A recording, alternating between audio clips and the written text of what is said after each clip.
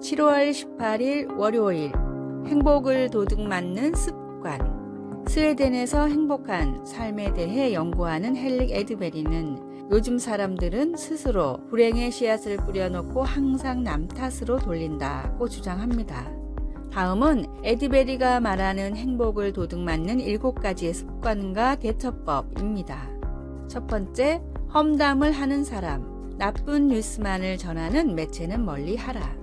두 번째, 일이 많아 힘들 때는 초조해하지 말고 할 수 있는 일을 시작하라. 세 번째, 불쾌한 감정을 바로 표현하지 말고 마음에 담아두었다가 적당한 이유와 함께 버리는 연습을 하라. 네 번째, 남과 비교하지 말고 내가 이룬 것들을 되돌아보며 자신감을 찾으라.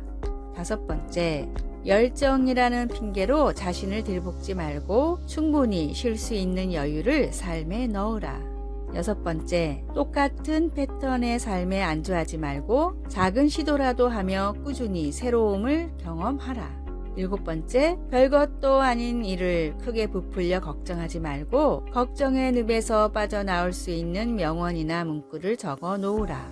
행복은 외부의 요인에서 찾아오는 것이 아니라 내가 만들어가는 것입니다. 작은 바람에도 흔들리는 촛불 같은 행복을 쫓지 말고 태풍에도 끄떡없는 하나님이 주시는 평안과 행복을 구하십시오.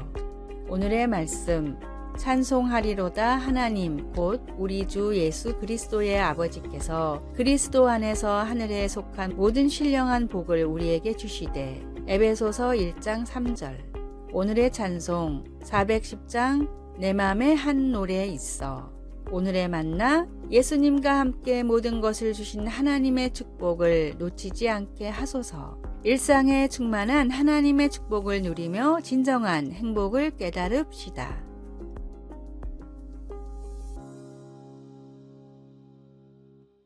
(7월 19일) 화요일, 가장 위대한 교향곡. BBC 뮤직 매거진에서 전 세계 151명의 저명한 지휘자들에게 역사상 가장 훌륭하다고 생각하는 교향곡 20곡의 목록을 요청했는데 베토벤의 교향곡 제3번인 에로이카가 1위를 차지했습니다. 제목이 영웅을 뜻하는 이 작품은 프랑스 혁명의 혼란 중에 작곡되었습니다. 게다가 이 곡은 베토벤이 청력을 점차 잃고 있던 힘든 시기에 탄생했습니다. 이 음악은 시련을 맞게 될 때 인간이라는 것, 그리고 살아있다는 것이 무엇을 의미하는지를 극한 감정의 음조로 보여줍니다. 베토벤의 교향곡 제3번은 행복과 슬픔, 그리고 궁극적인 승리라는 거친 음조의 변화를 담아내며 인간 영혼에 대한 시대를 초월한 헌사로 받아들여지고 있습니다. 바울 사도가 고린도 교회에 보낸 첫 번째 서신 또한 비슷한 이유로 주목할 만합니다. 뽀는 아니지만 영감으로 쓰인 글을 통해 축복 속에서 일어서고 영원히 부서지는 갈등으로 슬픔에 빠지고 은사를 받은 이들이 하나가 되어 서로를 위해 하나님의 영광을 위해 함께 일하면서 다시 일어섭니다. 둘의 차이점이라면 바울 서신에서는 인간 영혼의 승리를 성령 하나님께로 바치고 있다는 것입니다.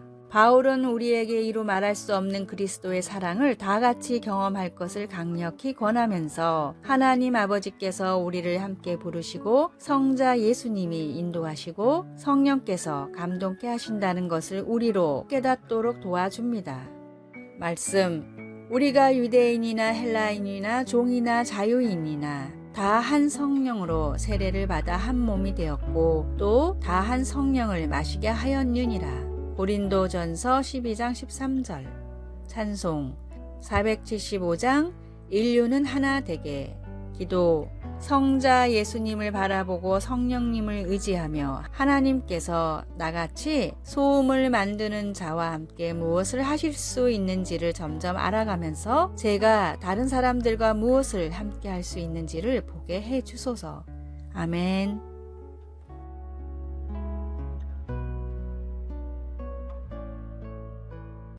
(7월 20일) 수요일, 무릎을 꿇읍시다. 상인과 함께 오래 사막을 다닌 낙타들은 아침마다 떠날 채비를 하는 주인 앞에 나와서 무릎을 꿇고 짐을 실어주기를 기다리는 습성이 있습니다. 상인은 낙타의 등에 짐을 실지만 결코 낙타를 힘들게 할 만큼의 무거운 짐을 실지 않습니다. 날씨 등의 이유로 때로는 한 달이 넘게 사막을 건너야 하기 때문에 욕심을 부리다가 낙타가 지치거나 병이 나면 오히려 손해이기 때문입니다. 이 사실을 잘 아는 낙타는 상인이 실어주는 짐을 마다하지 않고 오히려 아침마다 상인 앞에 무릎을 꿇습니다. 그리고 낙타의 수고를 아는 상인은 해가 지면 낙타의 짐을 내려주고 풍족한 음식과 좋은 잠자리를 마련해 줍니다. 비록 낙타는 종이고 상인이 주인이지만 낙타는 상인을 믿고 상인은 낙타를 위하기 때문에 목표한 곳에 도착하기까지 서로를 아끼고 신뢰하는 마음은 더욱 커져갑니다. 어쩌면 우리의 신앙도 이와 비슷한 모습입니다. 상인을 신뢰하는 낙타처럼 그리스도인은 당연히 짊어져야 할 짐을 지어야 하고 그 짐을 감당하기 위해 매일 주님 앞에 무릎을 꿇어야 합니다. 주님이 주신 말씀과 명령을 지키며 천국으로 떠나는 그날까지 주님을 더욱 알아가는 은혜를 달라고 간구하십시오. 오늘의 말씀, 다만 너희는 그의 나라를 구하라. 그리하면 이런 것들을 너희에게 더하시리라. 누가복음 12장 31절. 오늘의 찬송 433장. 귀하신 주여 날 붙드사. 오늘의 만나, 더 편하고 안락한 삶이 아니라 주님을 알아가는 삶을 구하게 하소서. 하나님의 뜻을 묻는 기도와 결심으로 하루를 시작합시다.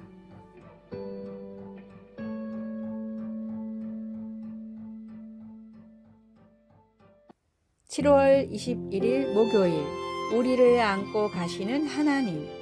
2019년 바하마 역사상 최악의 자연재해였던 극심한 비바람과 홍수를 동반한 허리케인 도리안이 바하마의 여러 섬들을 덮쳤습니다. 브렌트는 뇌성마비를 앓고 있는 장성한 아들과 함께 집에 대피하고 있다가 그들도 집을 떠나 피해야 한다는 것을 알게 되었습니다. 브렌트는 앞을 볼 수 없었지만 그래도 아들의 생명을 지켜야 했습니다. 그는 부드럽게 아들을 어깨 위에 태우고 안전한 곳으로 옮기기 위해 턱까지 차오른 깊은 물속으로 들어갔습니다. 엄청난 장애물을 맞닥뜨린 육신의 아버지도 아들을 돕기 위해 이처럼 애를 쓰는데 하물며 우리 하나님 아버지께서는 그분의 자녀들을 얼마나 많이 염려하시는지 생각해 보십시오. 구약에서 모세는 하나님의 백성들이 믿음이 흔들리는 위기에 처했을 때 하나님이 그들을 어떻게 옮기셨는지 떠올렸습니다. 그는 하나님께서 광야 가운데 먹을 것과 물을 주셨고 대적들과 싸우셨으며 구름 기둥과 불 기둥으로 인도하셨던 것을 이스라엘 백성들에게 상기시켜 주었습니다. 모세는 하나님이 그들을 위해 행하셨던 많은 일을 묵상하면서 이렇게 말했습니다. 여러분도 다 아는 일이지만 여러분의 하나님 여호와께서는 마치 아버지가 자식을 돌보듯이 광야에서 여러분을 보살펴 주셨습니다. 광야를 지나는 이스라엘 백성들의 여정은 쉽지 않았고 때때로 그들의 믿음은 약해졌습니다. 하지만 그 여정은 하나님의 보호 아래 일용할 양식을 공급받았다는 증거가 넘칩니다. 아버지가 아들을 다정하게 용감하게 그리고 확신 있게 안고 가는 모습이 바로 하나님께서 이스라엘을 돌보시는 것을 보여주는 완벽한 모습입니다. 우리의 믿음이 시험받는 어려움에 마주할 때라도 하나님이 거기 계셔서 그 어려움들을 뚫고 우리를 안고 가신다는 것을 기억하십시오.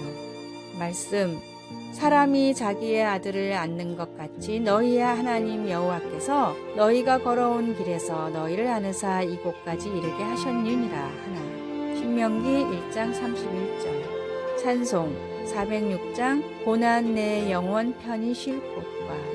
기도, 제가 느끼지 못하더라도 하나님께서 저를 안고 가심을 기억하도록 도와주소서. 주님의 권능과 긍휼하심에 감사드립니다. 아멘.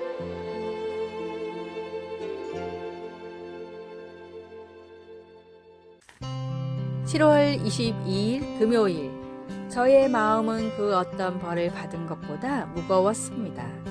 중학교 1학년 때 감자라는 별명을 가진 친구가 있었습니다. 생김새는 물론 만만한 성격이 감자 이미지와 비슷했고 무엇보다 그 친구의 부모님이 농사를 짓기 때문이었습니다. 감자는 자신의 별명을 싫어했습니다. 놀리지 말라고 부탁했으나 그럴수록 감자라고 부르는 입은 많아졌습니다. 하루는 감자와 함께 수업을 듣게 되었습니다. 평소 감자와 친하지 않았지만 저는 다른 아이들처럼 감자를 놀리고 도망가는 일을 반복했습니다. 순간 감자가 울음을 터뜨리더니 제 멱살을 잡았습니다.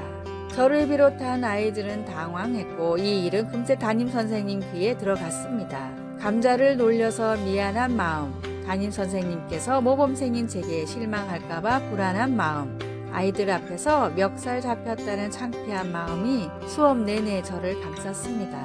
수업이 끝나고 담임 선생님은 우리를 불러 어떻게 된 일인지 상황을 물으셨습니다.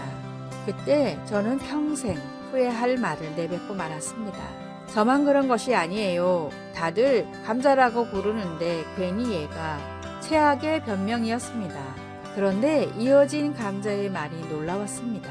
모두 저를 감자라고 불러서 얘도 그랬을 거예요. 친구야, 갑자기 화내서 미안해. 도리어 자신의 행동을 사과하는 감자의 모습에 선생님은 우리를 화해시키고 일을 마무리 지었습니다. 그러나 저의 마음은 그 어떤 벌을 받은 것보다 무거웠습니다. 이후 저는 감자와 조금 친해져서 이름을 부르는 사이가 되었지만 마음속의 말은 전하지 못했습니다. 친구야, 미안해. 여호와께서는 높이 계셔도 낮은 자를 굽어 살피시며 멀리서도 교만한 자를 아심이니이다. 시편 138편 6절. 아래의 빨간색 글자 구독을 누르시어 더 많은 전도의 열매를 맺으시기를 기도합니다.